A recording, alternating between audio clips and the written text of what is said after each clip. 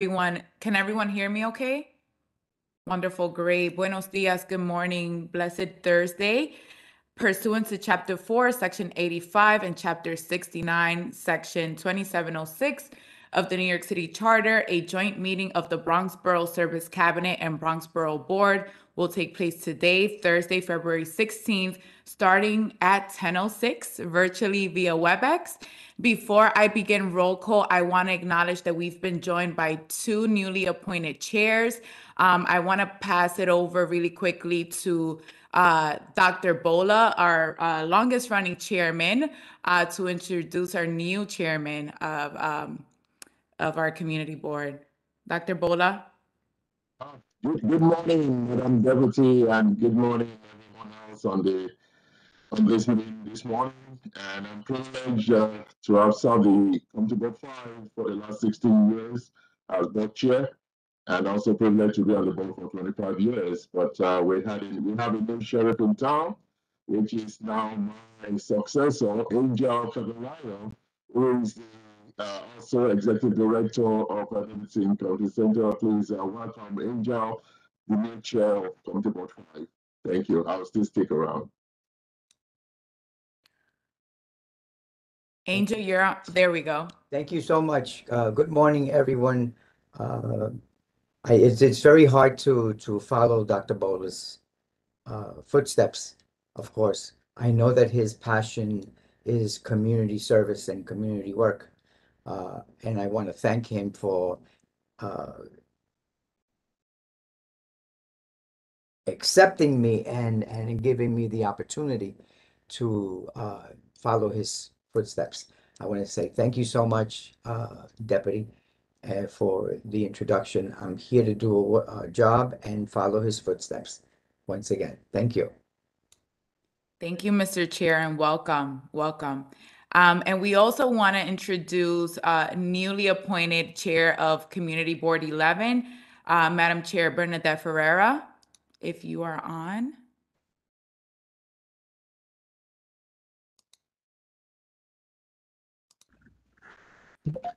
I'm hearing something. No, maybe. Okay. Well, no. Well, welcome. So, welcome to your newly appointed positions. We look forward to supporting you and growing with you. So, welcome to our borough board. And with that, I'll begin roll call. Am I hearing? Okay, there we go. CB1.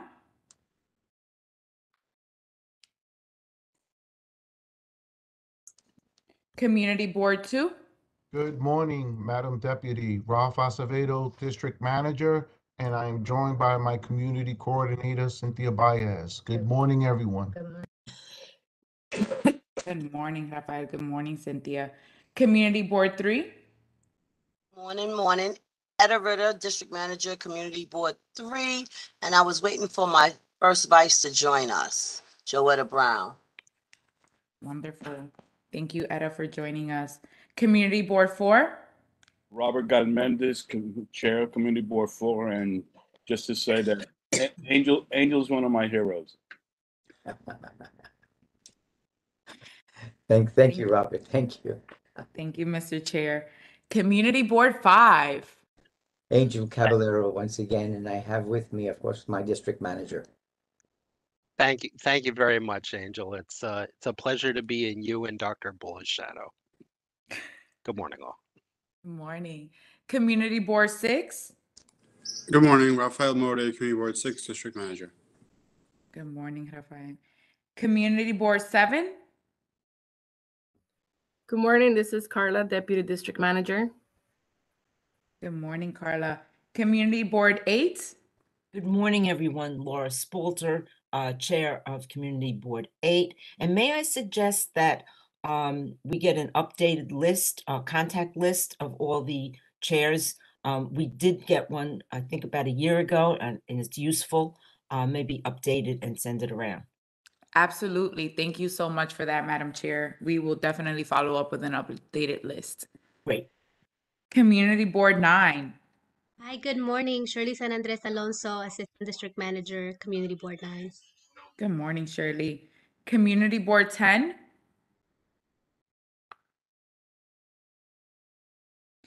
Community Board 12. Good morning, this is Beatrice. Good morning, Beatrice. Oh, did I skip one? Community Board 11. I believe that was the one. Okay. And we have Madam Chair from Community Board 12 present. Thank you. Moving on to City Council member representatives. District 8, Councilwoman and Madam Deputy Speaker Diana Ayala. Good morning. I don't know if everyone can hear me. I'm having some technical difficulties. This is Stephanie from Deputy Speaker Diana Ayala's office. We can hear you well, Stephanie. Thank you for joining us. District 11, Council Member Eric Dinowitz.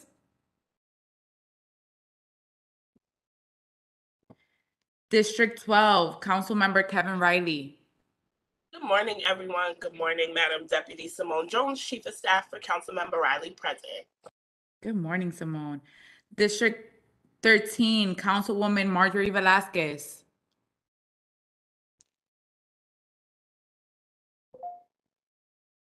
District 14, Councilmember Pierina Sanchez. Good morning, Sam Cardenas for Councilmember Pierina Sanchez. Good morning, Madam Deputy and everyone. Good morning, Sam. Great to see you again. District 15, Councilmember Oswald Feliz. District 16, Councilmember Althea Stevens. District 17, Councilmember Rafael Salamanca. Good morning, Madam Deputy and everyone in attendance. Shannon Knotts, Chief of Staff to Councilmember Salamanca. And congratulations to our new Chief of Staff for Councilmember Rafael Salamanca. Well deserved. Congratulations on your ascension. Thank you. Much appreciated. District 18, Councilmember Amanda Farias. Good morning, everyone. Randy Malman here for Councilmember Amanda Farias. Good morning, Randy. Thank you for joining us. And just really quickly, I want to acknowledge the city agencies that are on this call. We have NYCDP, NYC Department of Aging, a representative from the mayor's office, and I do see Alina Dow from the mayor's office of community affairs. Thank you for joining us. DOHMH is on the call. DCWP is on the call. And did I miss any other city agency? Hi, yes, Jocelyn Bennett from DSS is on. Good morning, everyone. Wonderful. Thank you to our city partners for joining us. And again, if folks can mute themselves, thank you. We will proceed to our presentation. So first up, we have Tori Caso, the Director of Climate Free and Healthy Schools campaign. Today, they will be presenting on the Carbon Free and Healthy Schools initiative. So Tori, the floor is yours. Thank you for joining us this morning. Thank you for having myself, as well as we have a few of our coalition representatives on, and I will give them each a moment to introduce themselves and say a quick couple of words. But before I do that, I just want to give a little bit of context to the presentation, and then we'll introduce everybody. So yes, my name is Tori Caso. I work with Climate Jobs New York, which is a coalition of unions representing 2.6 million workers in New York State, working to advance a pro-climate, pro-labor policy. And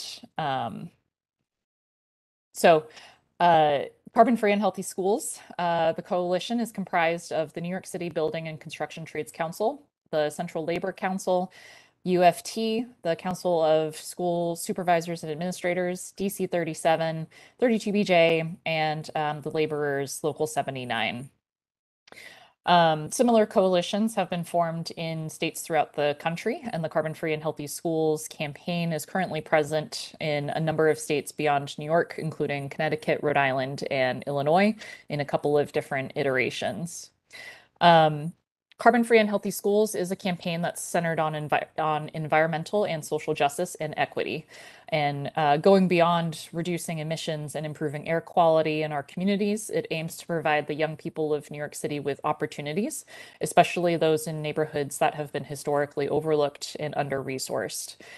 Through world-class training programs like apprenticeships and pre-apprenticeships, providing direct entry into union apprenticeships, young people in New York City can build lifelong skills and good union careers, all while having an impact on climate change. And currently, with last year's passage of the Inflation Reduction Act, and also with increasing support on the state level for the similar initiatives, we have an unprecedented opportunity at this moment to take advantage of significant federal and state funding sources. And we believe that it is the time to invest in New York City schools. Most of the city schools were built in the beginning of the last century, and many of them are in need of basic repairs and upgrades, from antiquated heating and air conditioning systems to deteriorating rooftops and outdated electrical grids. And I will go more into the campaign itself, but I want to, and I'll share my screen and you can see the slides. But I just wanted to stop there and kind of go around the horn of folks from our coalition who have joined today. So I will say their name, and if you can just take yourself off mute and introduce yourselves and say a couple of words, and we'll start with Santos. Everyone, thank you very much for the opportunity. Santos Rodriguez here, Chief of Staff of the New York City Building Trades. Yeah, obviously this is an important campaign for us, coming from the inner city, born and raised in Brooklyn, and coming through an apprenticeship program, a pre-apprenticeship program into the apprenticeship program, knowing the avenues that are in front of us, and then making sure that our kids today and tomorrow, right, start living and breathing in a cleaner school, right? The age of COVID showed us that we need more air ventilation, et cetera.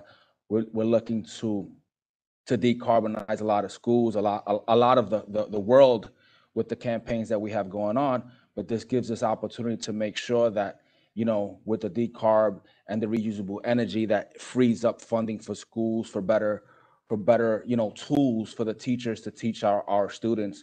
So all around a really good program, and we all in, and it shows and gives opportunities to our communities.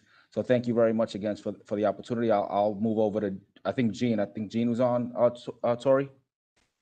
Jean is on. Jean, I don't know if you wanted to, it's off camera right now, but Shayna, if you want to take the horn, and then Jean can go next. Good morning, everyone. I'm Shayna Smith. I'm representing DC 37. I'm a senior legislative analyst here. I just wanted to say we are proud members of this coalition, specifically because our members are frontline workers. They worked through this pandemic, through every superstorm, every natural disaster, I'll say, we've seen in our city. Our members are in our schools, servicing our children and our daycares and our senior health centers, and also home care workers. With that being said, ventilation in our schools is like our top priority and reason why we are part of this coalition.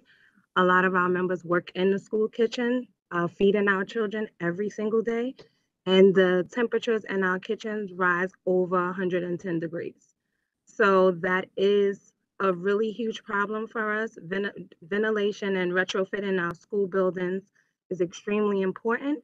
And of course, making sure that, our workers are working in safe and healthy environments are key to us as well. So, climate-free, healthy schools is a very important coalition, and we're proud to be a part.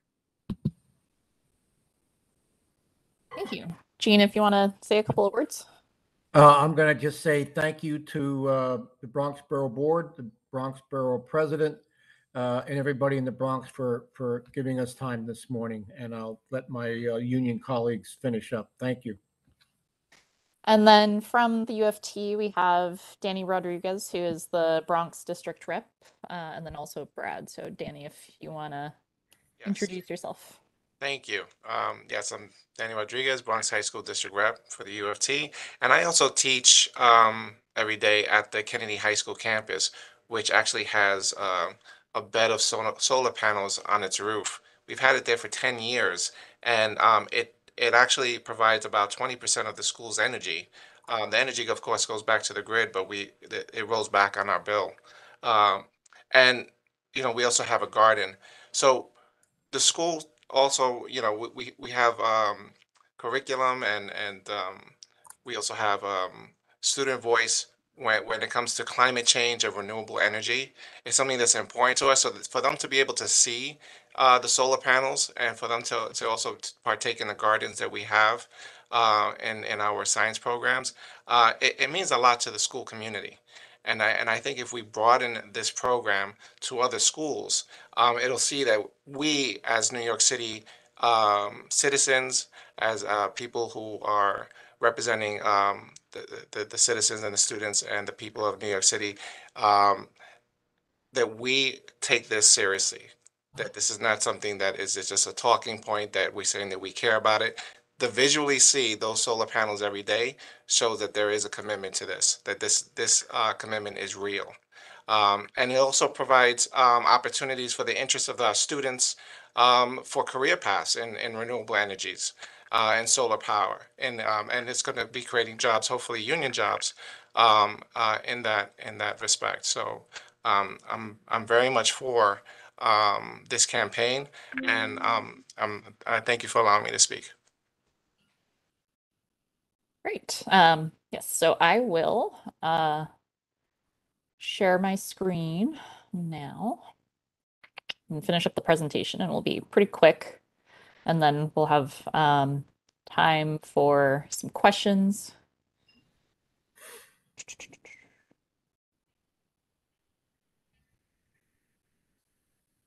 All right.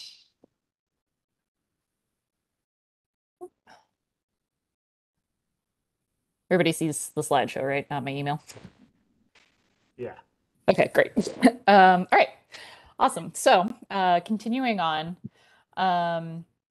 in its full implementation, what Carbon-Free and Healthy Schools is calling for is deep energy efficiency retrofits, as well as installation of renewable energies, such as solar panels, on all New York City public school buildings.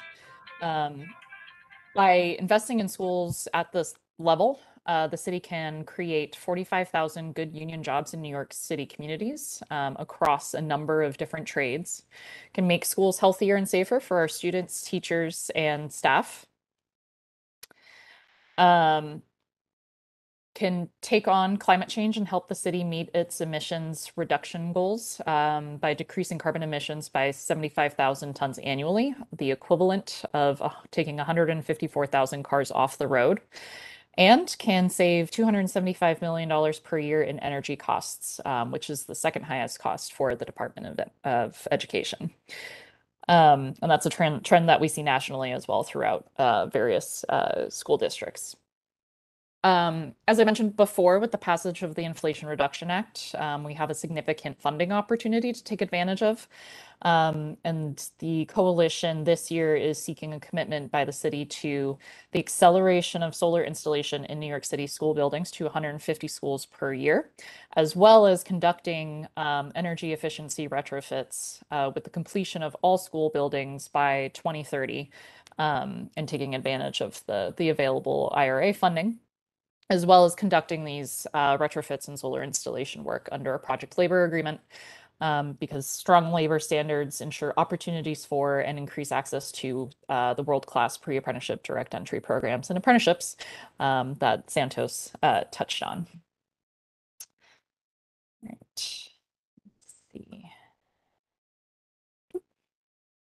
Oh. Sorry.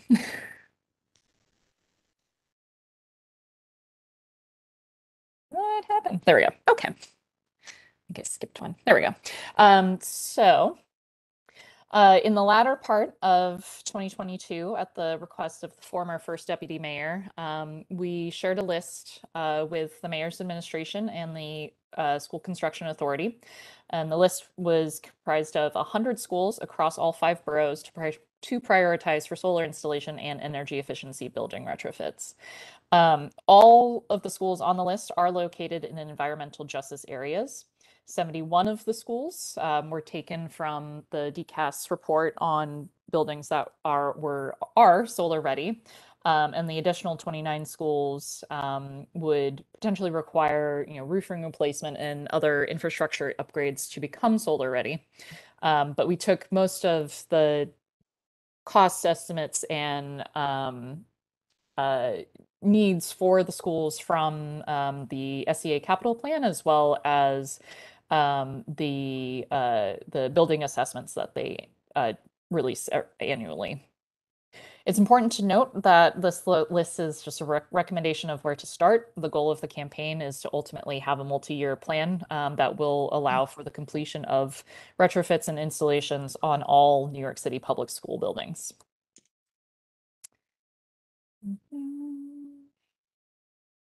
All right. So the example from the Bronx for one of the schools that we have recommended is the DeWitt Clinton High School. You can see some of the statistics here. We have an estimated solar capacity of 355 kilowatts. Cost estimates for HVAC upgrade would be $3.6 million. Electrical, $681, must be a pretty simple fix. LED retrofits, $644,000. Windows, $2.2 million. And then solar installation would be just north of $1.2 million for a total estimated cost of $7,775,881. And it has a mix of incandescent, fluorescent, and LED lighting. The AC equipment, pipes, and boilers all require replacement, and it has a very high estimated solar capacity. Next slide. So over all 5 boroughs, we have the 100 schools. These are the cost estimates of the retrofit work. So HVAC, electrical system upgrades, roofing, and relamping windows. And then the estimated cost of solar for all 100 schools would be $42,282,310 for a total estimated cost that's just south of $330 million.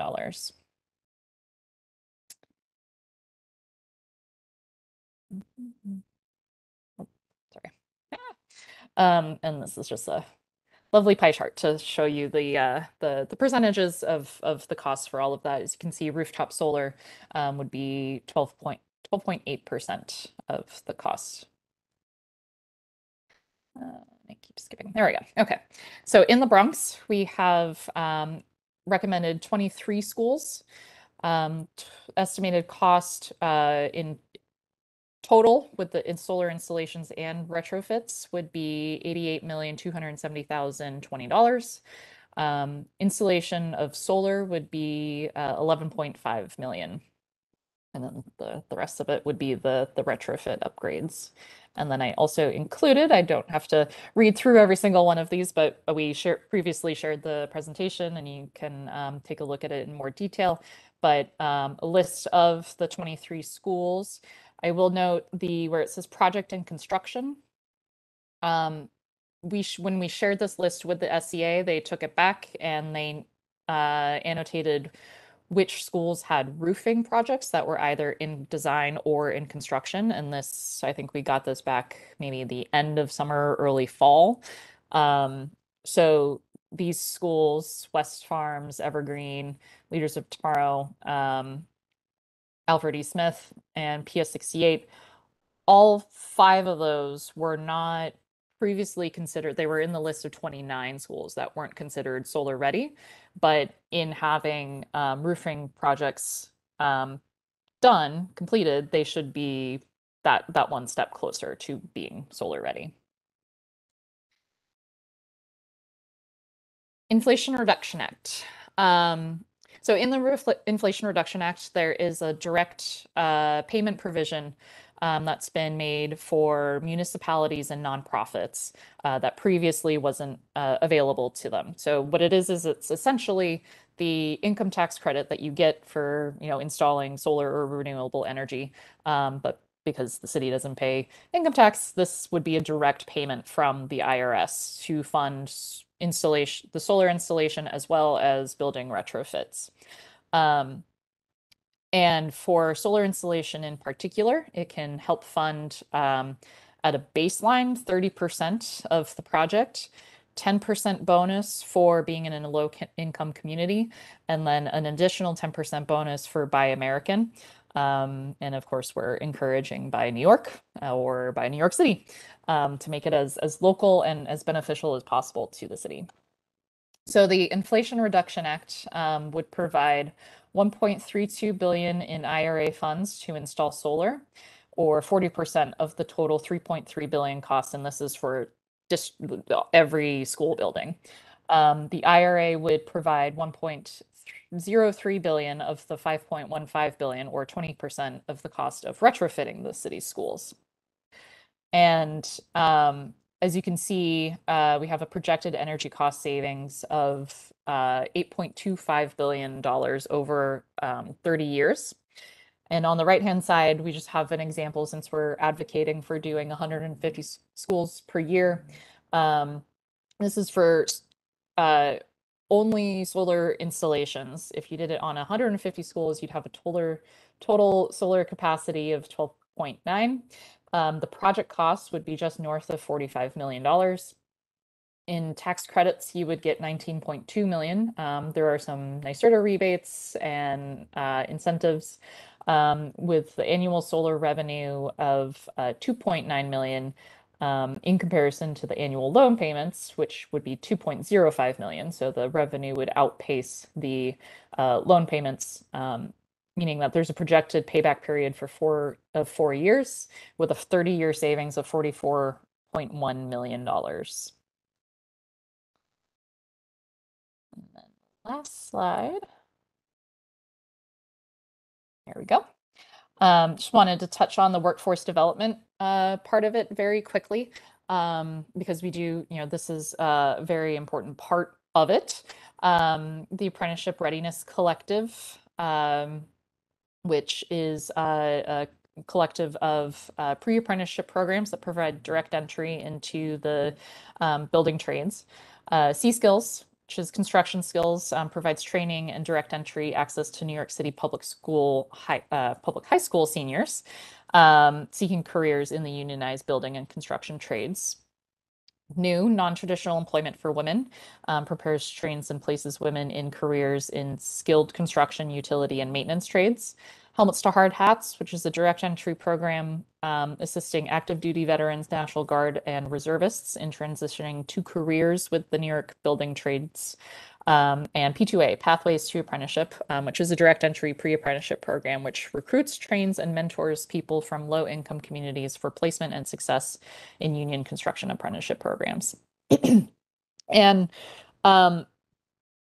the final thing I'll touch on is that with Local Law 97, there's going to be a pretty big demand for green building retrofit work. And we view carbon-free and healthy schools as, a good initial step in preparing the workforce that's going to be needed for, the breadth of the Local Law 97 work to meet the requirements.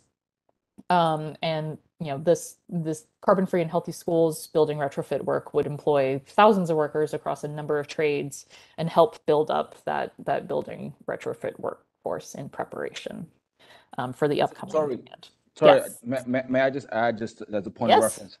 absolutely. Really quick, one of the programs here that I mentioned, well, that Tori just mentioned, Construction Skill, is the program that I'm a graduate of, right? But I also want to highlight that all these 4 programs are city-centric. New York, Helmets to Hard Hat has a New York State program also, but they're separate, run out of the same organization. There's a national platform for them as well for the veterans with the Greater North American Building Trades Union. But on that forefront, there's also a huge push nationally for these apprenticeship readiness collectives to continue to push forward.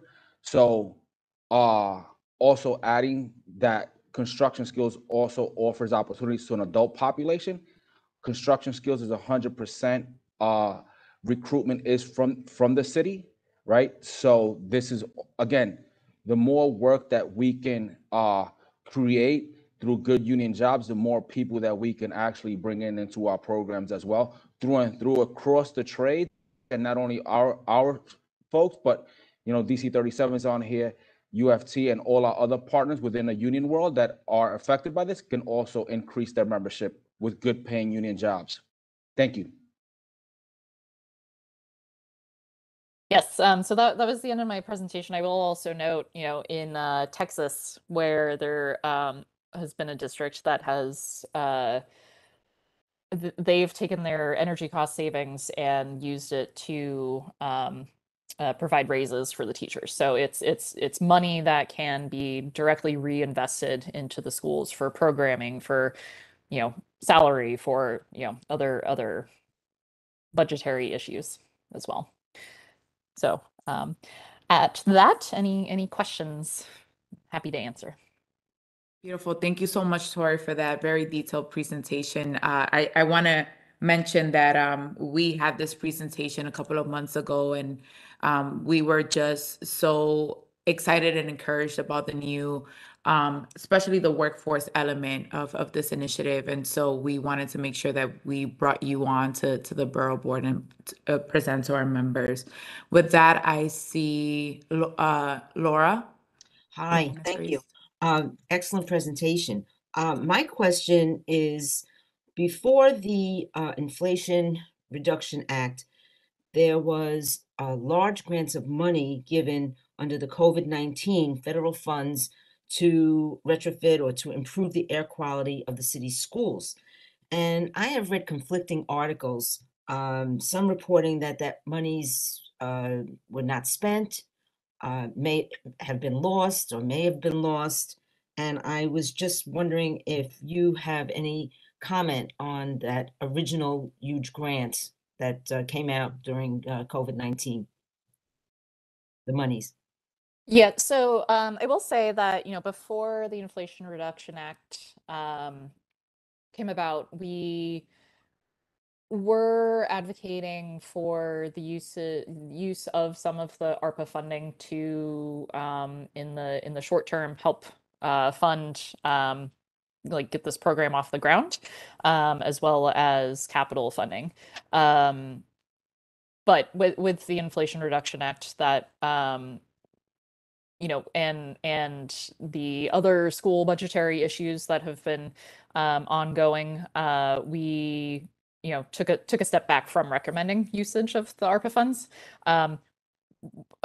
I can't comment on if they've been spent or not spent or anything like that. I wouldn't feel confident doing that. So, but I can say that that's sort of like where the campaign context for that federal funding was. Thank you.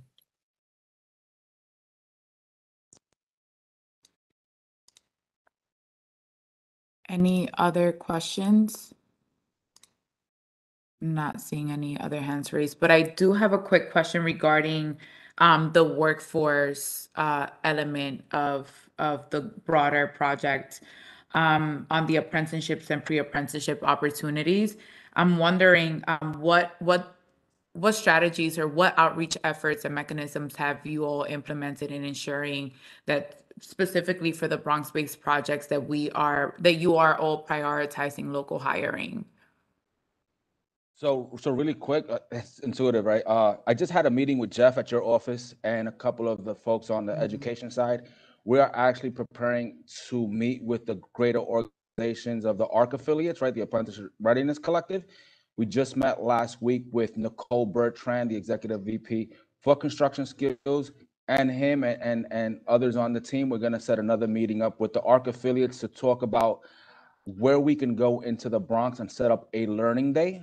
Right, a learning day is similar to a job fair. The reason we at the union call them learning days is because we don't want to mislead anyone.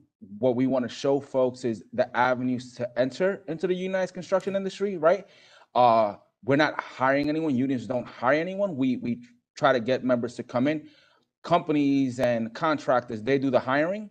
So trying to see what's the best location to come in and start either building. We were thinking about Bronx Week, building something small with the 4 apprenticeship programs, and then following up with a bigger program where we have all the unions involved across the board in the building trades and the service departments and stuff like that to just start hitting the ground running. So that we have already started doing. Wonderful. And I think as a quick follow-up to that, how are you all ensuring diversity? So I did see that you're working with new, but in addition to that, working with any specific strategies to ensure diversity so that you have a diverse pool of applicants for both opportunities? So I know right now, through construction skills alone, 80% of the population that comes, and they're 5 borough driven, right? But over 80% of the population are of diverse backgrounds. They are from underserved communities.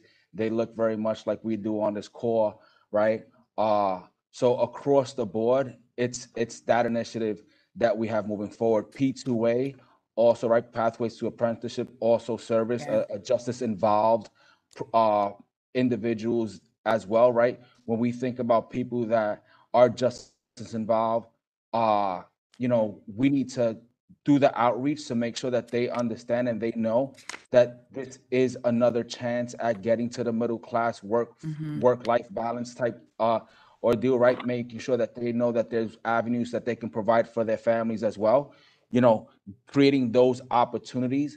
We know that in our industry, it doesn't matter to us whether you were involved or not before you've paid your debt to society by doing whatever you've done in the prison system, right? So on that forefront, we have an actual basis on going into our communities and making sure that folks start learning more about us.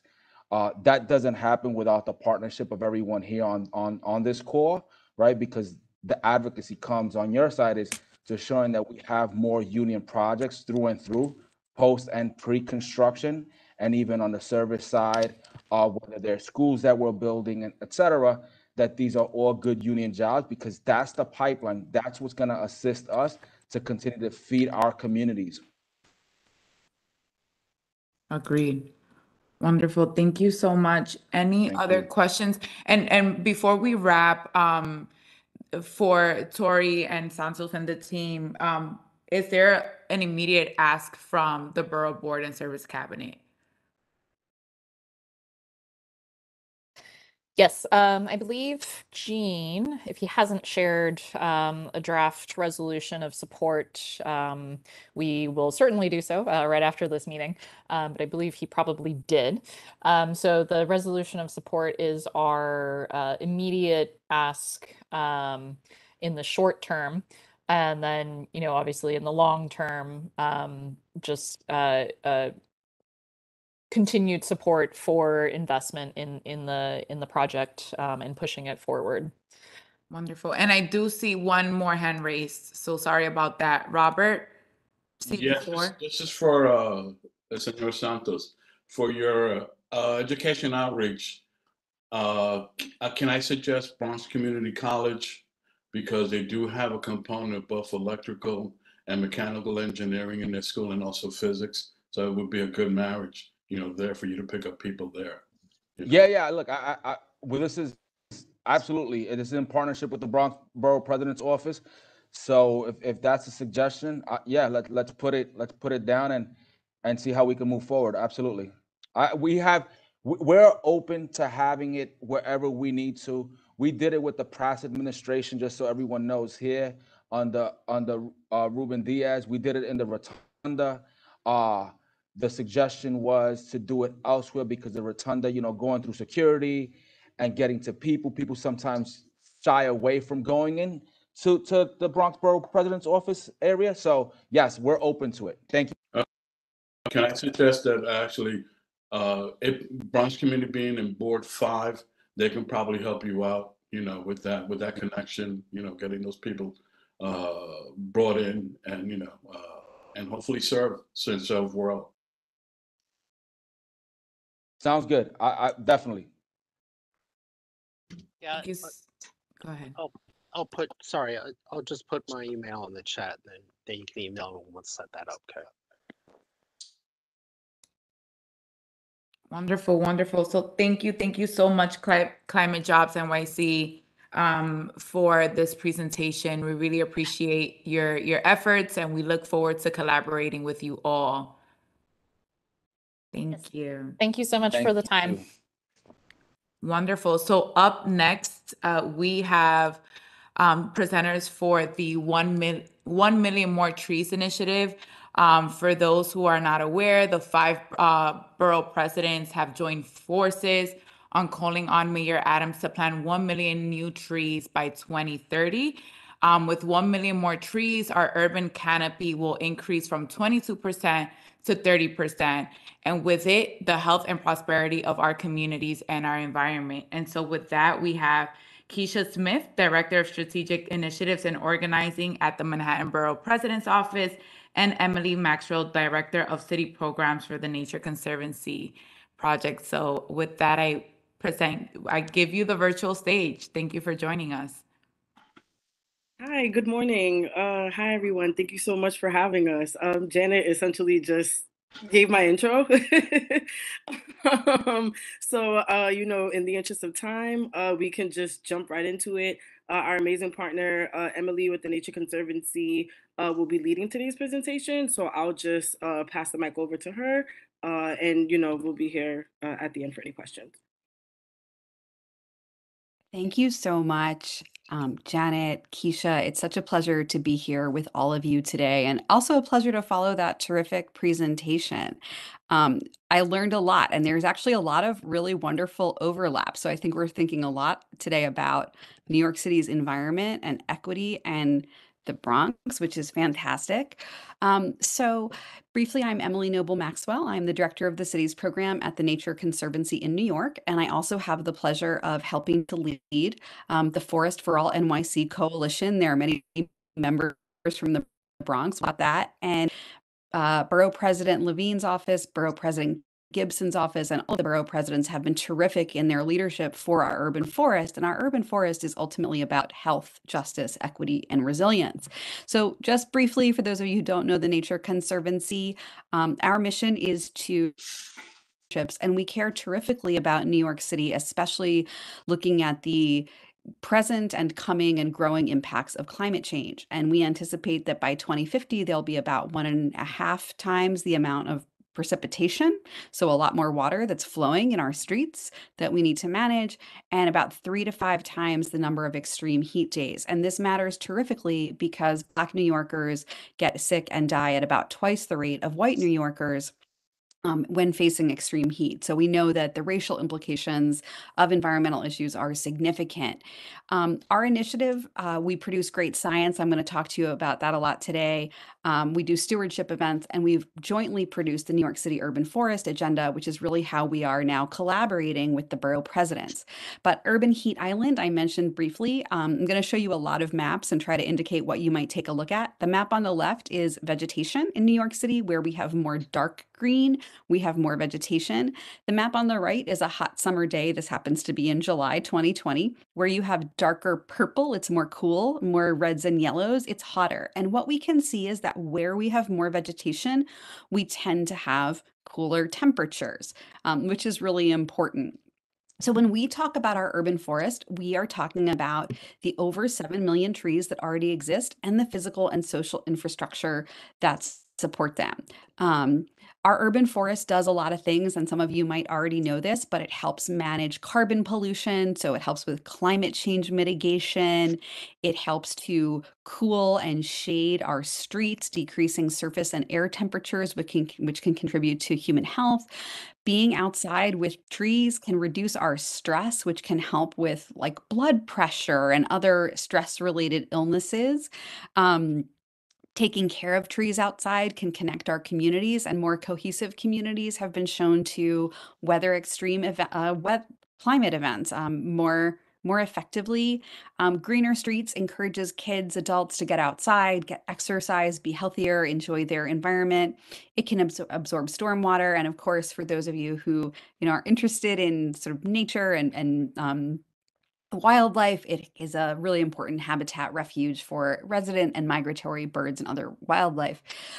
But our urban canopy is not distributed equally. So we can see the Bronx is actually a little bit higher than the citywide average as a whole. So our citywide average is about 22%. But if we look at the more detailed map on the right, that we can see some parts of the Bronx, up there in Riverdale, we have really high tree canopy, and down lower, we certainly have much less. And so this inequity is a big deal. We also know that tree canopy has been changing. So from 2010 to 2017, which is our most recent data, the tree canopy in the Bronx grew about 2%, which is on par with citywide average. But again, here, some neighborhoods grew more than others, and we did encounter some loss. A lot of the losses that we see, the yellows, reds, and oranges, were associated with extreme storm events. So just wanting to let you all take a look at that data as it pertains to your own community districts. So just letting you land here for a minute and seeing the dynamics in your own areas, and happy to also provide this in some other ways as helpful.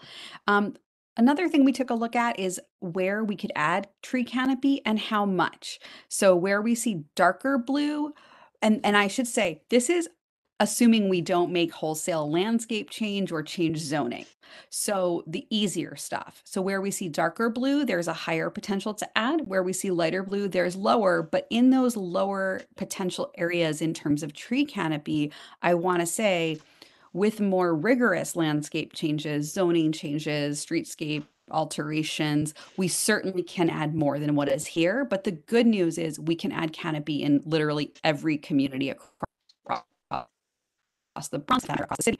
And we can achieve much higher canopy levels. Even at the lower end, we can bring a lot of communities up to nearly 20 to 25%, if not more, which is a big difference. I will say, though, people often ask me, when you say adding canopy, do you mean planting trees? And I do, but I also mean protecting what we have, because if we lose what we have and we're planting more, we're sort of just robbing Peter to pay Paul.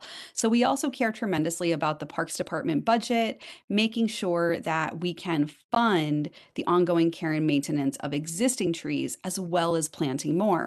So our trees face a lot of challenges. I won't go through all of these, but in facing these challenges, we were asking ourselves, what can we do? And we know we need a larger voice and vision for New York City's trees. So we launched Forest for All NYC.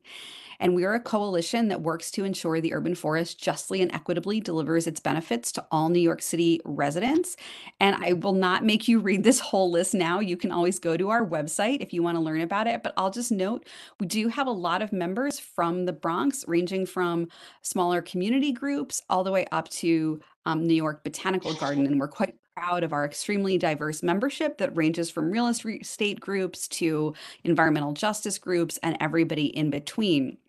But the urban forest isn't just about the forest, right? It's about health, climate change adaptation, environmental justice, connecting communities to healthy environments, and also just the long-term sustainability of our city. So we launched the New York City Urban Forest Agenda. And your good Deputy Borough President did mention our goal of achieving 30% canopy cover by 2035. I'll note that we have a lot of other goals. We want to support local community urban forest management plans, make sure the city has a master plan that focuses on equity and workforce.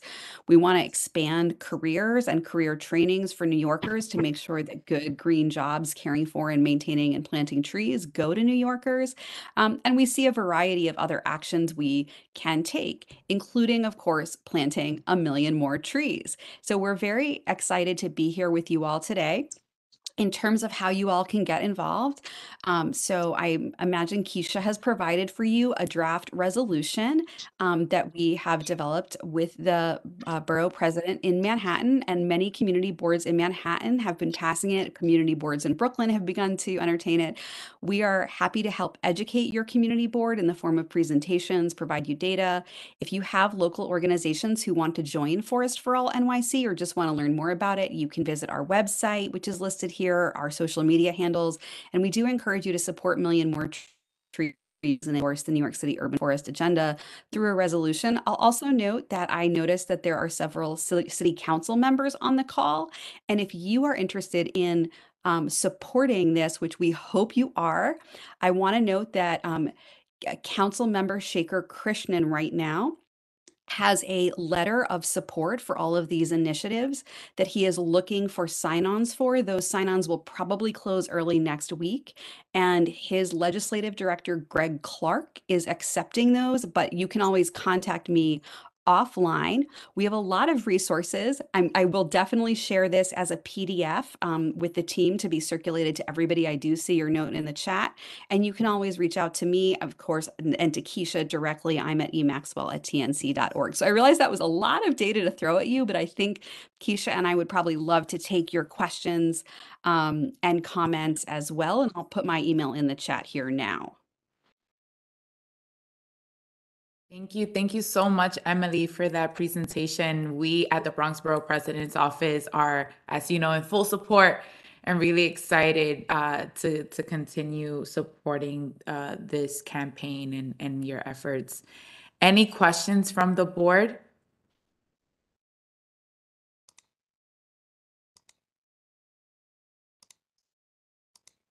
I'm not seeing. Oh, George from CB12. Hey, how you doing? Thank you for giving me an opportunity to speak.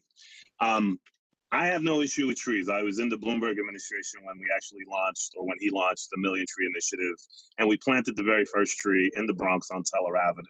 I was there for that. My question is, as a district manager, I say this all the time. I've been a district manager for 7 years. When I first took the job, I never suspected that trees would be one of the major issues that homeowners face. We get tons of phone calls from homeowners who have issues from them receiving summonses for not picking up the leaves, from them claiming that branches are over their homes, and during a powerful storm they're going to fall and collapse and all this other stuff. I understand the need for doing this, and I'm not questioning it at all. All I'm questioning is, I do agree with you that we need to maintain the trees, and the Parks Department has done a very poor job of increasing the budget for street maintenance, for tree maintenance, pushing the schedule back again. I don't even know where it is these days, but it used to be once every 7 years. Last budget consultation, I think they said it was at once every 10 years. And it doesn't seem to be getting better because the Adams administration did not put more money into the Parks Department budget. So how do you address that? Is this something that the non-for-profits are going to start looking at doing? Because generally speaking, the response that we get from the Parks Department when they make these types of complaints, especially with tree pruning, is go hire your own tree pruner, get a permit from the Parks Department and hire your own person to do it, which to me seems, unfair to them. The last thing I'll say is, when I was in the Bloomberg administration, I got tons of phone calls, especially, I don't want to call people out. This new council people are not the same ones that were there when they first rolled this out. But we got tons of phone calls from elected officials like, hey, don't plant the tree in so-and-so constituents, front yard. And, what are you going to do to sort of, because there are a lot of people who don't want trees. Even to this day, I think I had a constituent maybe last year. Again, I don't know if this was just a regular effort on the Parks Department. They were planting a tree, and she threw every excuse in the book at us not to have the tree planted in front of her house. And she lives right around the corner from my office on East 230th Street. So, again, what are you doing to sort of resolve those issues, especially when it comes to homeowners who don't want the burden of sweeping leaves or having to prune the trees and stuff like that? Thank you, Mr. Torres, so much for your question. Honestly, we agree with your concerns. And so, there are several things that we think need to be done. And I want to say it will take all of us working together. So one is um, Forest for All NYC as a coalition. We do advocate and lobby for the city budget. And for example, last year we helped to restore some of those really granular issues like tree stump removal, which had been removed. But if you don't remove those stumps, you're not getting another healthy tree in there. So we pay, I will say, very close attention to what is happening and we advocate. And so actually this morning I'm finalizing our budget advocacy letter and we want to make sure that that sufficient funding for maintenance is in there. And any effort to plant trees, we have to always be talking about the maintenance also. The other thing I can say is we are an advocate for homeowners. We have begun thinking about what are some of the incentive programs that could or should be in place for homeowners. So for example, could Con Edison provide a rebate for trees on private property? Or like other cities, in DC, for example, there's a fund for lower income homeowners if they need to, for example, remove and replace a tree to provide them assistance. And so I want to say we are very much a coalition that is attempting to be inclusive and address the real needs, right? Not to be pie in the sky. We know we need a bigger, better urban forest. We know we need justice, but we also know that to do that we need to address the real local concerns of folks. So, I realize that's a big, broad answer, but I think it will take a period of time. The last thing I'll note there is we are calling for the city to develop and release what we're calling an urban forest master plan. And that plan needs to be done in consultation with communities to understand their own needs. The other thing we uplift is many communities have begun to develop their own local urban forest plans. So Gowanus has done that. Now, like Lincoln Wrestlers District has done that. So we also can provide sort of advice and technical support on how a community might do some planning. And we heavily believe that local nonprofits, local businesses could benefit from funding to support doing that very local tree maintenance. And to this question, Ms. Ritter, yes, we think that all private property owners who would need assistance in addition to residential should get that. And faith-based organizations, sometimes they're nonprofits, could consider, could you get a grant to do a small training program, do tree maintenance on your own block. So there's a lot of different ways, but I will say it obviously takes a lot of effort. Thank you, Emily, for your response. I just want to make sure that everyone is aware that we are actually over time. So for additional questions, if we can please hold them and I can share them with you, Emily, after today's meeting. Thank you so much for having us, and we're happy to come to any of your boards to speak more in depth or reach out to me anytime. Thank you for your time. Beautiful. And I just want to acknowledge that, Laura, you do have your hand raised for the Million More Trees Initiative, and Robert as well. If you can drop those questions in the chat, and again, we'll make sure to make that connection with the Nature Conservancy Coalition. But again, I want to thank the Manhattan Borough President's Office for being on.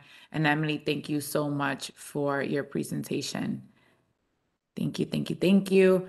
And before we go into announcements, I just want to acknowledge the NYC Commission on Human Rights is also on.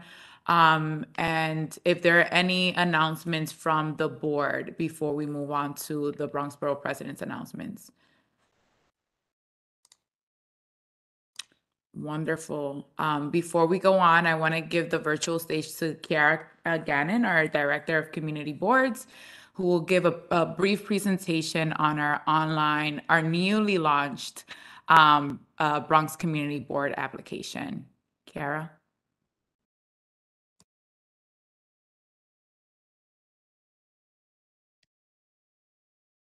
Hi, good morning, everyone. As you all know, my name is Kira Gannon. I am the new Director of Community Boards for the Borough President, and I'm going to briefly just go through this new electronic, first-year electronic application that's available in English and Spanish.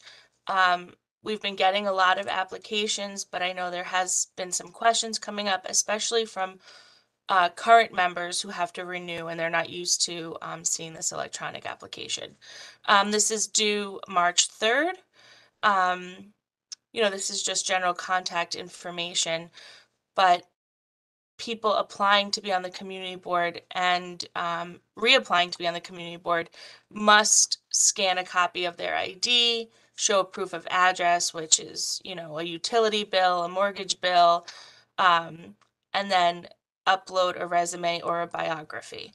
I know some community board members are having issues with uploading some of these documentation, but community board district managers and office staff are offering assistance. So I would appreciate if all of you extend that kindness to people applying. And then one thing I'm going to point out is the application type. This is where they click if they're a new applicant or if they're reapplying to the board. And then it's just additional employment and professional information.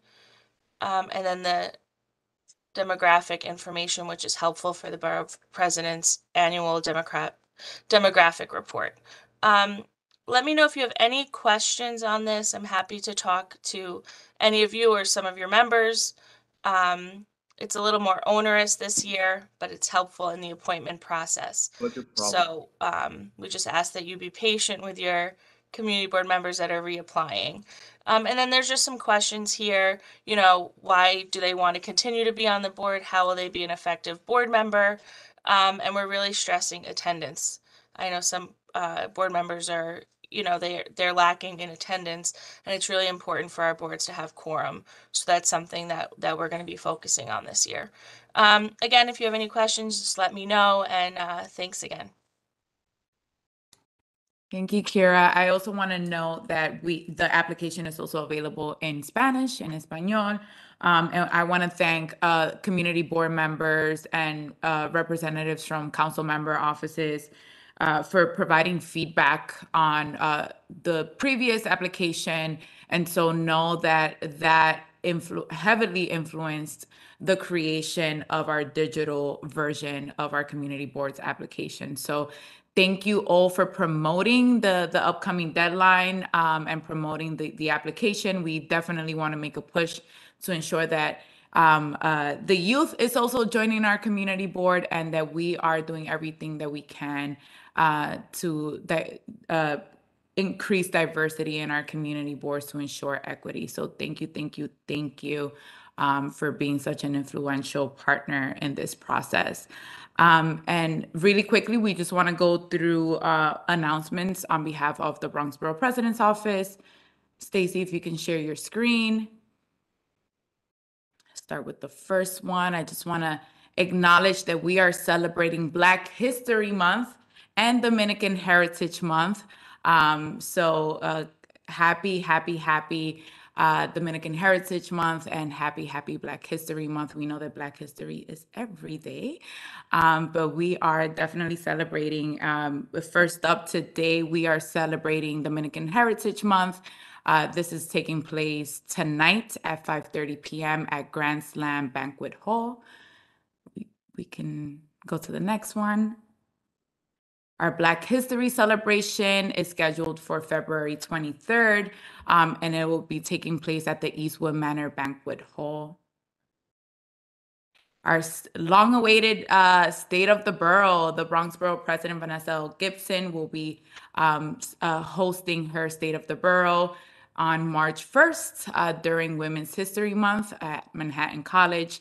Doors open at 5 p.m. and program will begin promptly at 6 p.m. So we're looking forward to seeing you all there and sharing the strategic policy initiatives for the Bronx Borough President and her administration. Next. We also have the Garifuna Heritage Celebration that will be hosted right here at Bronx Borough Hall. It's scheduled for Thursday, March 9th at 5:30 p.m. And the Bronx Borough President has been hosting a series of fire safety workshops. We started earlier this year. prioritizing areas and districts with the highest rate of fire incidents. We started our first 4 workshops at senior centers. And so we are also working with cultural organizations and local grassroots organizations to host fire safety workshops. Our next fire safety workshop is scheduled for February 24th at 11 a.m. in partnership with JASA over at the JASA Bay Eden Older Adult Center.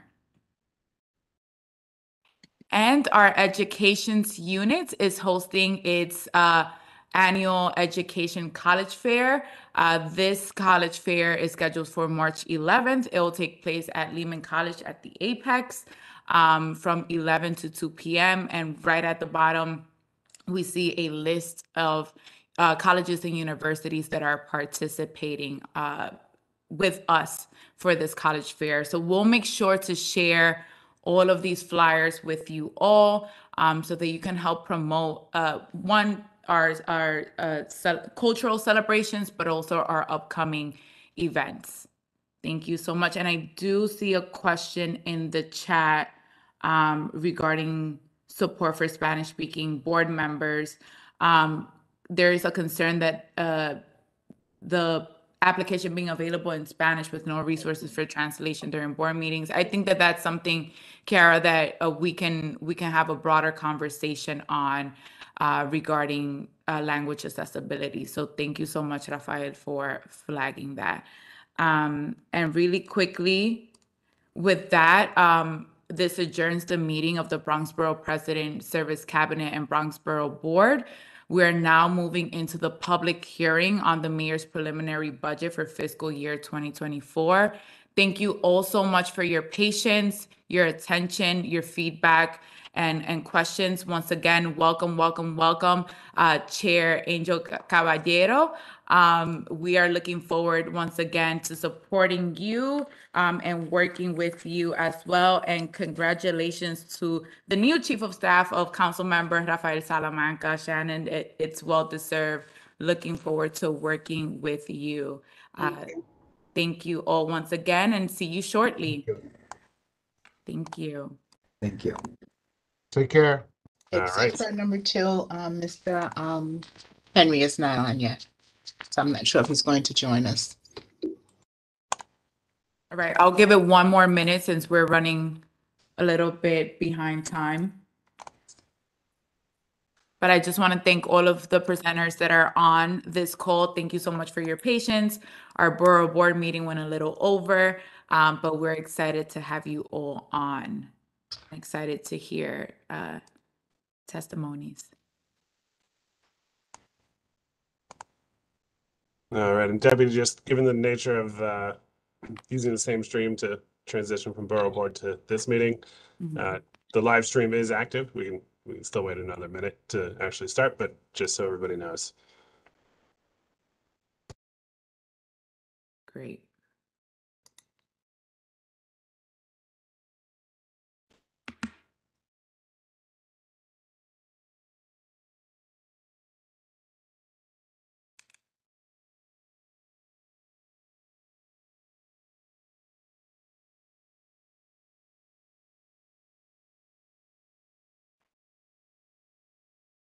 Wonderful. It's 11:16. So Chris, I'm gonna start if you want to start the live stream, or we're good. Yeah. Oh yeah. It's rolling. So okay. You're good to go. Wonderful, wonderful. So welcome all to the public hearing on the mayor's preliminary budget for fiscal year 2024. Pursuant to section 241 of the New York City Charter, the Office of the Bronx Borough President is hosting a public hearing on the mayor's preliminary budget for fiscal year 2024. Today, February 16th, virtually via WebEx. Please note that we have a list of registered participants that will be offering public testimony, and this portion is solely for the purposes of providing oral testimony. Sorry about that, from the public. Notifications of this hearing was promoted and encouraged via outreach from the Bronx Borough President's Office. And with that, we will begin with Mr. David Levers, the Director of Government Relations and External Affairs for Bronx Community College. Good morning, Welcome. Deputy. How are you? Good morning, everyone. I'm David Levers, Director of Government Relations, External Affairs at Bronx Community College. Our president, Thomas Seconegby, couldn't be here today, but he sends his greetings and gratitude for all of your support over the years. For fiscal year 24, the college is requesting $500,000 in capital money to install an elevator in GML. It's one of our historic buildings. This will be the final amount of funding that we're seeking, which will allow us to begin the design and construction of the project. Additionally, the building just went through a major capital campaign in 2019. This was a $14 million campaign, capital construction, and out of that, $6.9 million was provided by the Bronx Borough President's Office and the City Council delegation, led by Bronx Borough President Vanessa Gibson when she was in the council. So we are actually planning a ribbon cutting for this in the spring. So we're hoping to see you all there. And this funding will be, again, the last part of the building that we need to complete. We'll be ADA compliant. Will be no code violations, and we respectfully request your support on this. Does anyone have any questions? Thank you so much, David. Thank you. And I know that all of our participants from the board and the service cabinet did receive a copy of each of the testimonies. So thank you, David, for walking us through your request. Thank you, Deputy. Wonderful. And Betty, do we have Mr. Eric Henry on?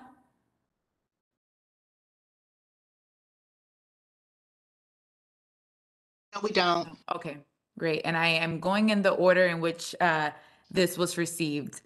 So up next, we have Robin Auchincloss, the Director of Campus and Planning Facilities for Lehman College. Morning. Greetings. Dr. Fernando Delgado, President of Lehman College, sends his regards and thanks you for your continuing support of Lehman and for this opportunity to present our college's capital request. This $2 million funding request will create a new animation lab and renovate labs for teaching film and television production and editing, web design, 3D modeling, game design, computer animation, and digital design and graphics. These new media labs will be located in the lower level of the college's Fine Arts building and would include the computer animation lab, 3 renovated computer teaching labs that can accommodate individual study projects as well as collaborative work, renovate dark rooms, and provide new student support spaces, a thesis studio, 2 student project work rooms, and an animation table shoot room. Would also upgrade support spaces, including student lockers and storage space and an IT room, and would provide state-of-the-art equipment, including computers, software for animation, editing, and 3D scanners, as well as high-flex teaching in the spaces. This project will develop the college's Bachelor of Science in Computer Graphic Imaging and will more effectively prepare students for careers or graduate study in 3D digital animation, advertising, fine art, graphic design, and digital content strategies for branding, marketing, and 2D and 3D game app and augmented and virtual reality design. Lehman College is ranked as having the 4th highest mobility rate in the country by National Bureau of Economic Research and the Equality of Opportunity Project, and is a proud catalyst for economic and social mobility for its students, almost half of whom are first-generation college students. The construction bid documents for this project are already completed and the project is ready to be bid. On behalf of Lehman College, I want to thank you for your ongoing support for our students and for your consideration of our capital request. Thank you. Thank you so much, Robin, and please send our regards to Dr. Delgado. Thank you. Next up, we have Analdo Lopez, Managing Director of Pregones Puerto Rican Traveling Theater. Welcome, Analdo. Thank you. Good morning. Gratitude to the Borough President, the Deputy President, and the Director of Capital Programs for this invitation. I want to speak about where we are in broader terms. I want to talk about the fact that a full recovery from COVID, its impacts on the economy, and its even greater erosion of physical and mental health for Bronx youth, adults, and older adults is still ahead of us. Our borough's service needs are at a hungry moment following that trauma. We believe that the proposed fiscal year 24 budget cuts to staffing and or expense lines at the Department of Social Services, Human Resources Administration, Department of Youth and Community Development, and Health Department are worrisome because more so than at any other moment in recent memory, the city is crying for attention, a human touch, and highly capable public servants who truly care. I come to you as representative of a nonprofit arts and culture organization with a longstanding interest in community wellness.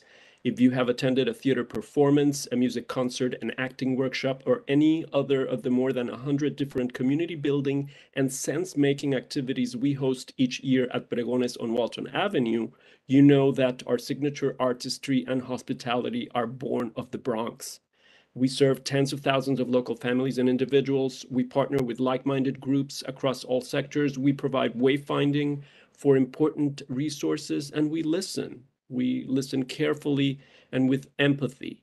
Last year, we launched Abrazo Embrace, a 2-year initiative for improved community wellness and mental health. In dialogue with local residents, we craft and perform short plays to catalyze conversations about what's happening, how are we coping, and what's missing.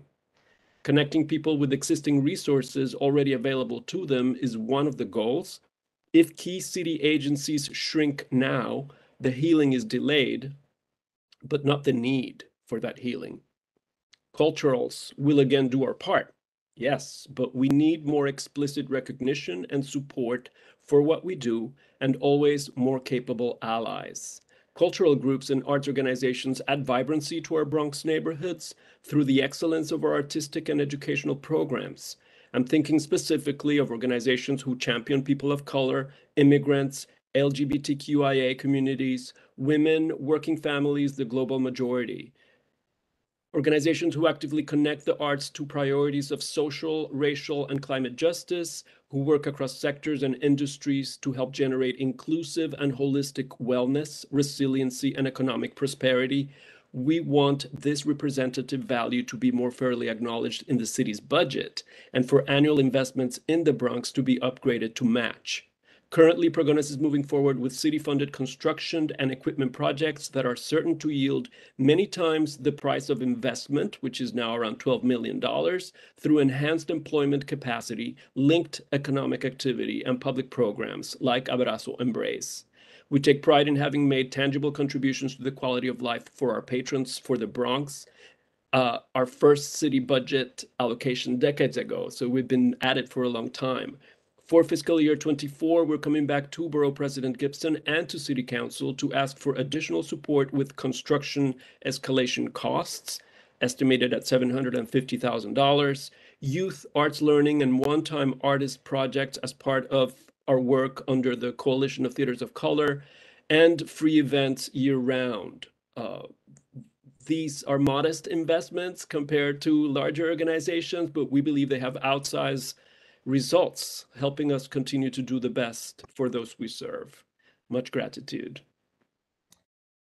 Thank you so much, Hernando. Thank you for your testimony.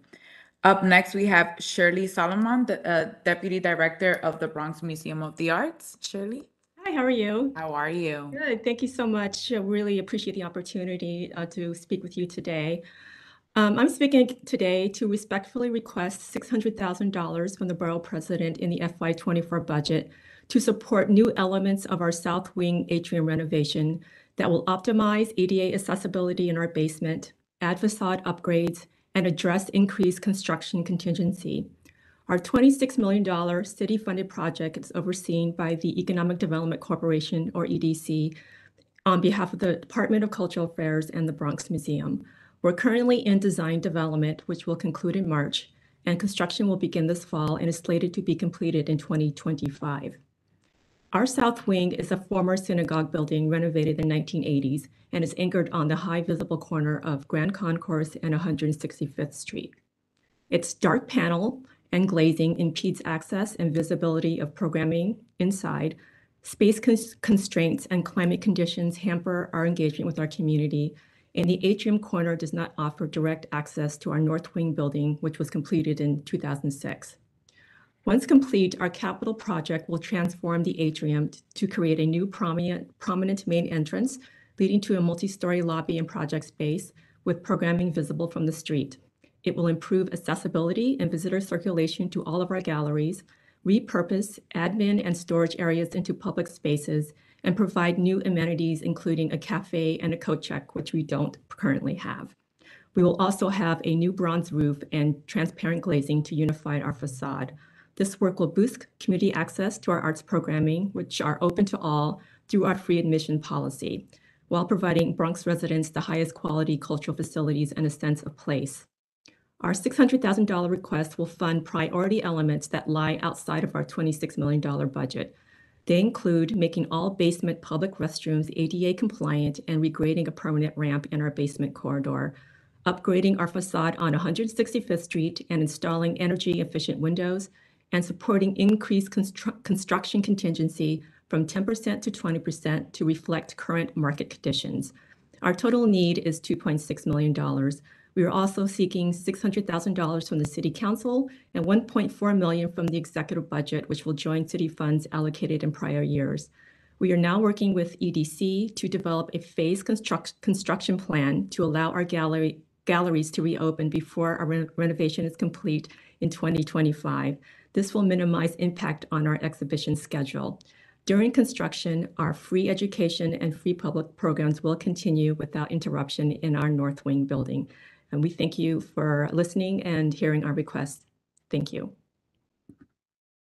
Thank you so much, Shirley, for that presentation. Appreciate it. Sure. Up next, we have Latasha Wright, Chief Scientific Officer for BioBus. Hi, good morning, everyone. Thank you for this opportunity. So I just want to let you know that BioBus is a nonprofit organization committed to bringing authentic science experiences to those who have been historically excluded. So students have the opportunity to board the mobile lab and work beside professional scientists to explore the natural world around them. Currently, over 44,000 students from the Bronx have had the hands-on experience aboard the mobile lab. But the students and communities in the Bronx need more. With your continued support, BioBus plans to build a new mobile lab dedicated specifically for the Bronx. So the projected cost is $1.74 million. We've raised $500K already, and we're asking the City Council to give us $700,000. But we're asking you guys, so $500,000 from the Bronx Borough President will complete our new electric mobile lab for the Bronx and fuel the pathway for tens of thousands of young people in the Bronx to be able to come aboard and have a wonderful science experience. So thank you so much for your support, and thank you for this opportunity to give my request. Thank you so much, Latasha. Thank you for that presentation. And our last presenter is Shelton Leggett, Associate Program Coordinator for Trust for Public Land. I was on mute. How are you guys doing? Okay, so my name is Shelton Leggett. I'm the newest member of TPL's New York City Playgrounds program. Thank you for the opportunity to testify today. The Trust for Public Land is a national nonprofit that creates and preserves, protects gardens and other natural areas to connect everyone to the outdoors. In New York City, our goal is to put a quality park or playground within a 10-minute walk of every child, especially those living in low-income communities or neighborhoods. Research confirms parks and playgrounds improve physical and psychological health, strengthen communities, and create more livable neighborhoods. During a pandemic, New Yorkers relied more than ever on a safe outdoor space. Indeed, they are critical infrastructure to the health and well-being of our citizens. So since 1996, our New York City Playgrounds program has helped transform 225 public schoolyards from barren asphalt lots into vibrant outdoor play and learning spaces. These playgrounds include gardens, trees, turf fields, running tracks, athletic courts, play equipment, outdoor classrooms and art. And through innovative green infrastructure design, each site also captures an average of 700,000 gallons of stormwater per year, protecting New York City's waterways. So the sites are open to the public during after-school hours in summer. So they serve as places for neighbors and families to gather and socialize. Thanks to the support of the Bronx Borough President's Office in the City Council, we have been able to build 10 playgrounds in neighborhoods from Foxhurst to Soundview. More recently, with our support, we opened the PS 132X pre-K yard, and will soon begin construction at Bronx Latin, and plan to bid out the PS 306X and 331 job in June 2023. The cornerstone of our program is a 3-month participatory design process, engaging students and community members. Students survey their peers for ideas, lay out their own plans, and learn about budgeting and green design. This process fosters a sense of ownership, pride, and responsibility among students towards their new playground. Once the playground opens, the Trust for Public Land makes a long-term commitment to our school and community partners. We stay involved to provide a continued environmental education, training, and stewardship support, working with teachers and parents to inspire city children to learn about and love the natural world. We respectfully submit 2 projects for consideration, which is PS 306/331X, Schoolyard in Tremont, which was delayed 3 years due to emergency SCA work. As material costs have risen as much as 50% since our original design in 2020, we are seeking an additional $200,000 in order to ensure we preserve the intended design. And in addition, the well-used PS 229X/PS 311X yard, which TPL renovated in 2007, is in need of an upgrade. So we would respectfully request your support for $1.5 million to update this very popular community playground. And we welcome the opportunity to discuss these projects in more detail and to hear about any other projects that are important to you. So thank you for allowing me to speak. Thank you so much, Shelton, and thank you to the Trust for Public Land. And so that presentation concludes our public hearing on the preliminary budget. Thank you to all of our presenters that are gathered here today and our audience members. We look forward to reviewing your application and working with the Bronx delegation and our community boards alike to ensure equity throughout the Bronx. So thank you also very much. And I believe you are all in contact with our Director of Capital Projects, Ms. Betty McCrae. And I know she's lent her support throughout the process and her team as well as Luan Williams, who's on the call. Thank you once again, and we look forward to working with you all. Have a good one. Thank you.